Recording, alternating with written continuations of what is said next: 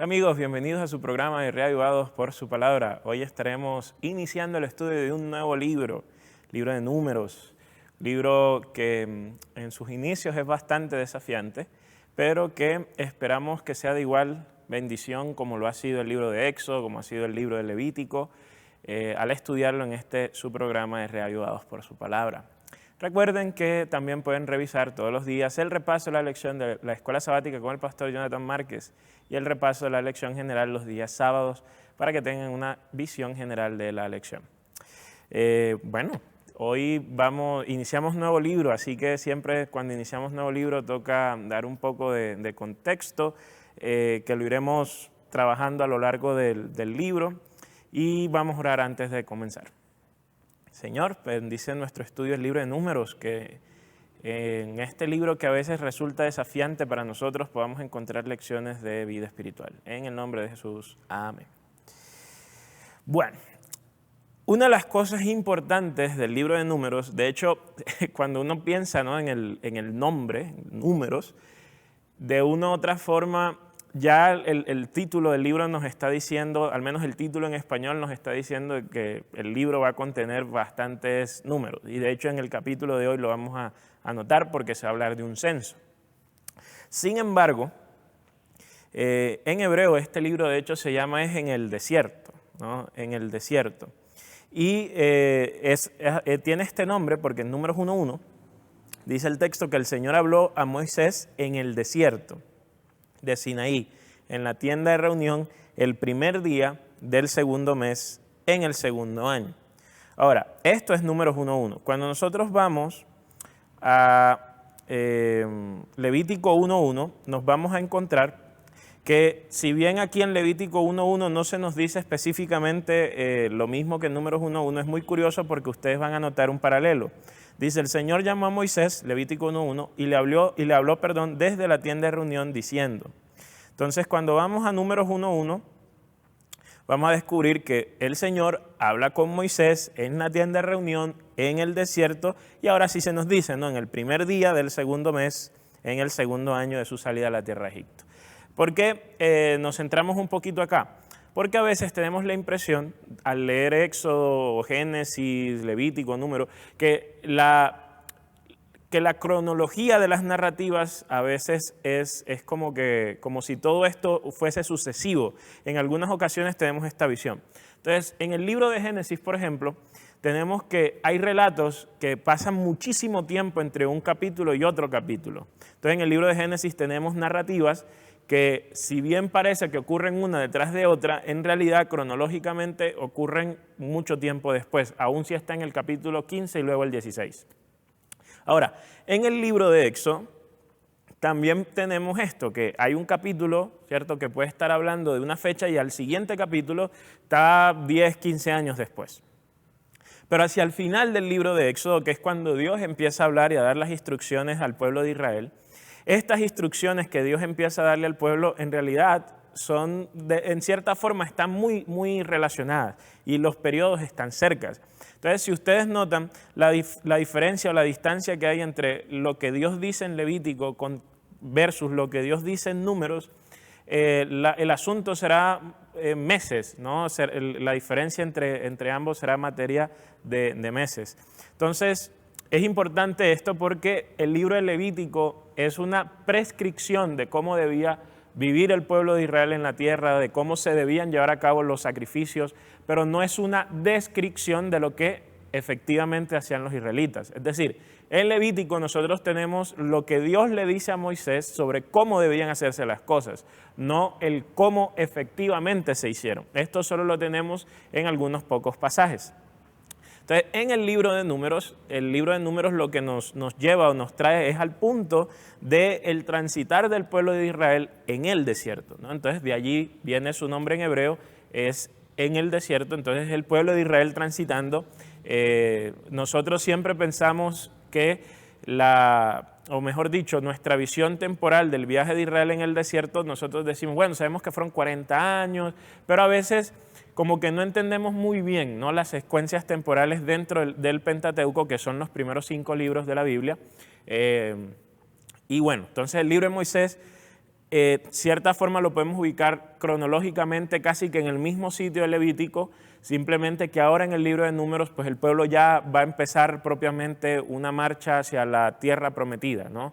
Ellos en el libro de Éxodo también caminan por el desierto, también transitan en el desierto, pero recordemos que al llegar a Sinaí hay un stop allí porque, bueno, se sucede lo de Moisés subiendo a la montaña, sucede lo de la restauración, bueno, que se rompe el pacto y se restaura el pacto, se dan las instrucciones del santuario, se va a construir el santuario, se construye el santuario. Entonces todo esto va marcando, todo esto toma tiempo. Entonces el libro de Números nos coloca ya en el punto donde el pueblo de Israel ha de marchar hacia la tierra prometida. Ahora, en el libro de Números, de forma general, lo que nosotros vamos a tener es un censo de cuántas personas pueden pelear en el pueblo de Israel. Por lo tanto, el censo, solo iba a incluir a hombres mayores de 20 años, no iba a incluir a mujeres, no iba a incluir a niños y no iba a incluir entonces a los jóvenes que no tuviesen esta edad. ¿Por qué mayores de 20 años? Porque esto es un censo militar, ¿no? Esto no es un censo poblacional al estilo quizás de lo que algunos de las personas que ven estos videos están acostumbradas, de que el gobierno esté interesado en saber cuántos niños hay, cuántas personas viven en esta casa. Este censo es un censo militar. Entonces, como es un censo militar, solo se tiene en cuenta aquellos que pueden pelear, ¿no? Y entonces aquí, en este caso del censo de Números 1, se tiene en cuenta entonces solo a los varones. Debido a la estructura que existe en Israel, que era una estructura tribal, es decir, habían líderes de tribus, el censo se hace a través de estas tribus, ¿okay? Pero el número combinado de todas las tribus y las personas que podían pelear en Israel eran aproximadamente un número similar es decir, 600,000 personas y un poquito más, ¿no? De hecho, el texto nos dice el número exacto de todos los israelitas que podían pelear. Esto lo hace al final casi al final del capítulo 1, versículo 46, ¿no? Números 1:46 dice que fueron 603,550. Entonces este era el número de jóvenes encima, o más bien de hombres por encima de los 20 años que podían ir a la guerra. Entonces este número es la suma de todas las tribus que van diciendo, bueno, aquí tenemos tanto, tanto, tanto, tanto, y entonces sabemos que Israel tenía un ejército de 600,000 personas, ¿no? Ahora, combinado con toda la población, se estima que el pueblo de Israel eran aproximadamente unas 2 millones de personas, contando a las mujeres, niños y demás, ¿ok? Los levitas no se contaban, ¿por qué? Porque los levitas tenían la función de estar en el santuario, de ocuparse del santuario, mientras que el resto del pueblo de Israel, los hombres al menos mayores de 20 años, tenían que ir a pelear. ¿Qué significa este capítulo 1? ¿No? Porque podríamos decir, wow, pero ¿qué lecciones podremos sacar de allí sabiendo que hoy en día no hablamos quizás de una forma tan enfática de una nación con un soldado? Jesús ya dijo que su reino no era de este mundo.